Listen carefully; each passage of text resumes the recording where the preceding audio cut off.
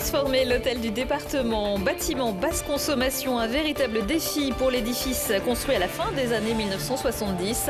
Au programme des travaux, éléments isolants sur les façades, emballage et couverture des derniers étages, remplacement des menuiseries et végétation. On ne bouge plus, c'est pour la photo. L'IFMEM de Grenoble est l'un des deux instituts de la région, avec celui de Lyon, à former des manipulateurs d'électroradiologie médicale. 3 années en alternance et la quasi-certitude de trouver du travail en sortant, mais la sélection est rude.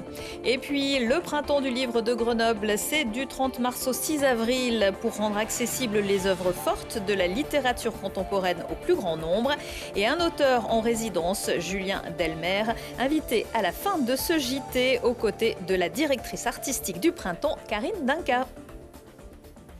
Bonsoir à tous, bienvenue dans ce JT du mardi 29 mars 2022, du lundi au vendredi à partir de 18h, l'essentiel de l'actualité du Grand Grenoble.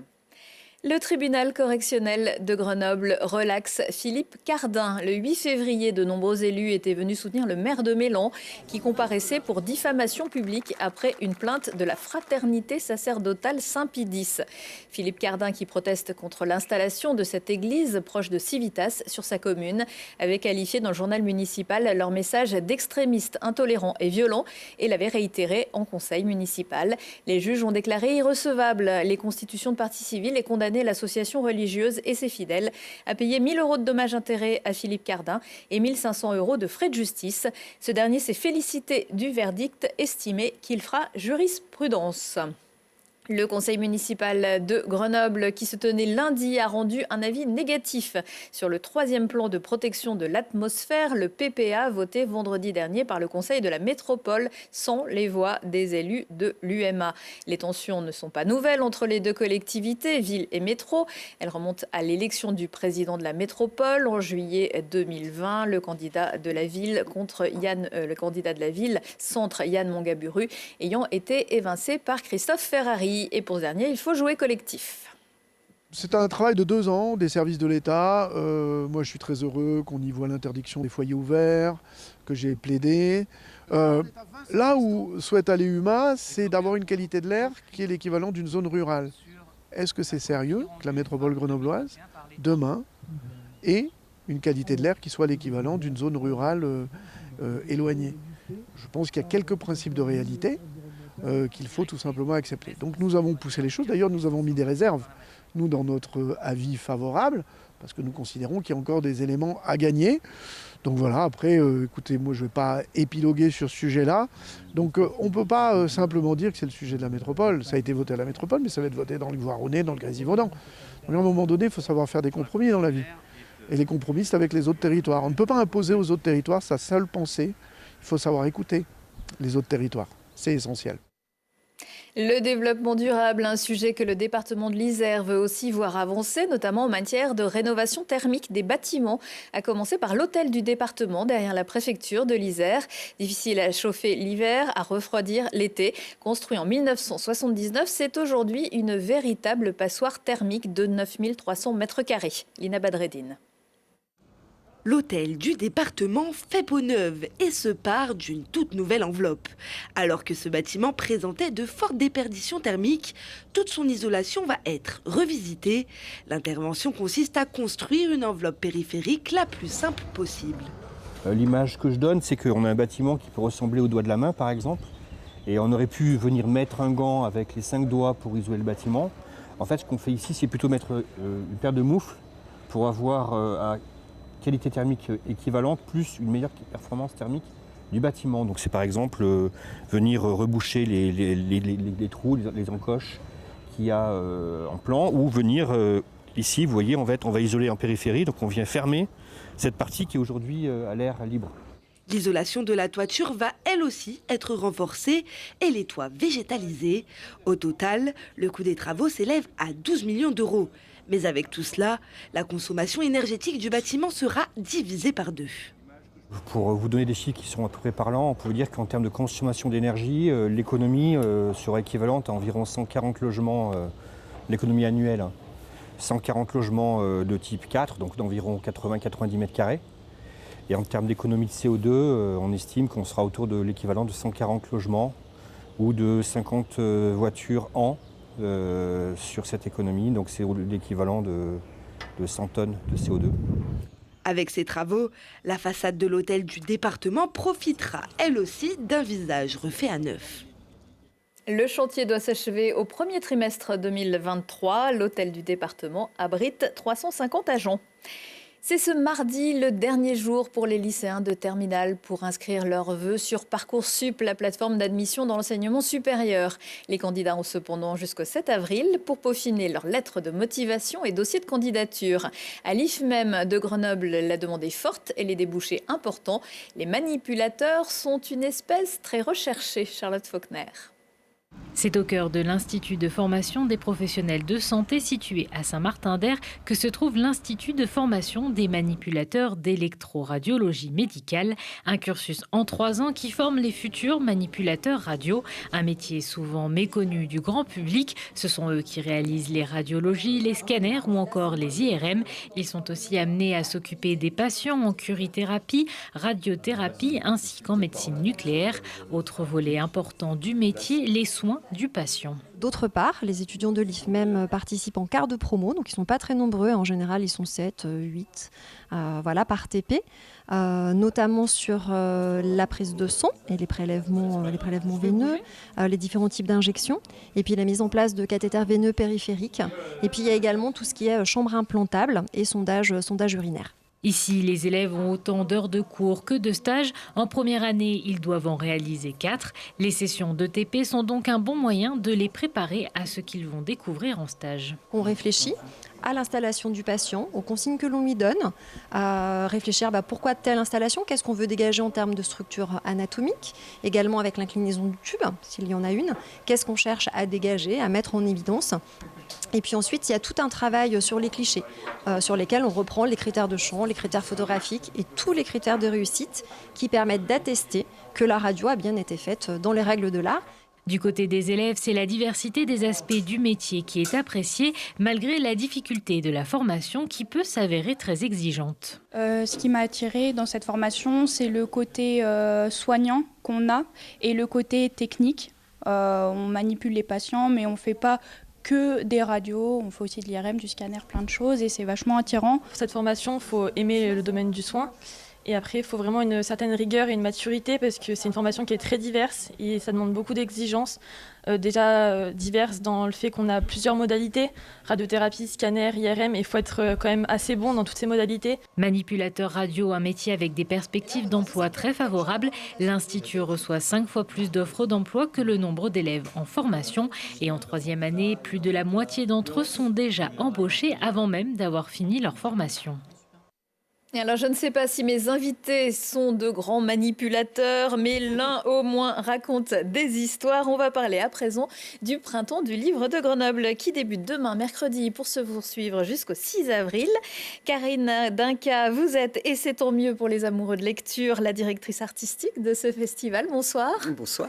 À vos côtés, Julien Delmer, bonsoir. Bonsoir. Vous êtes romancier, poète, slameur et auteur en résidence pour ce Printemps du livre. Karine, après un format hybride, vous retrouvez donc vos rendez-vous habituels. Ah, sans masque et sans contrôle de passe, merveille. C'était presque inespéré au début de l'année encore. Oui, on est ravis de retrouver le cœur même du projet qui est réunir les gens qui aiment le livre et la lecture, aller même en chercher d'autres qui peut-être ne s'y sont pas encore intéressés, et surtout échanger autour des textes. Proposer beaucoup de formes différentes. La bibliothèque d'études et du patrimoine, ce sera le cœur, le camp de base avec la grande librairie et également plein d'autres rendez-vous, des rencontres, vous le disiez. Tout à fait. Eh bien, c'est vrai que la grande bibliothèque d'études et du patrimoine en centre-ville devient le cœur du festival. C'était important que ce festival littéraire rentre dans la grande maison du livre à Grenoble, donc c'est ce qui arrive.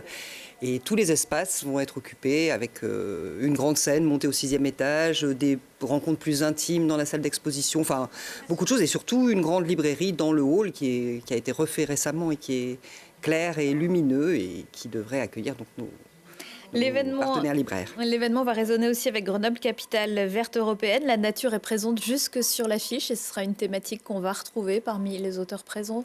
Tout à fait. Originalité cette année, il y a plusieurs petites choses nouvelles en fait.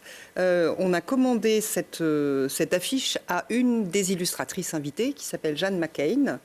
On lui a parlé du festival, on lui a expliqué ce que c'était, comment il était. Il est à Grenoble, ça se voit.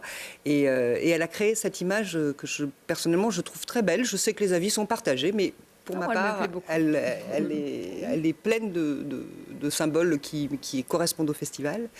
Et effectivement, en réalité, le Printemps du livre, depuis toujours, cherche à faire découvrir des livres qui parlent de la réalité contemporaine. La réalité contemporaine, aujourd'hui, elle se préoccupe beaucoup d'enjeux d'écologie, d'une part, mais de transition de manière générale.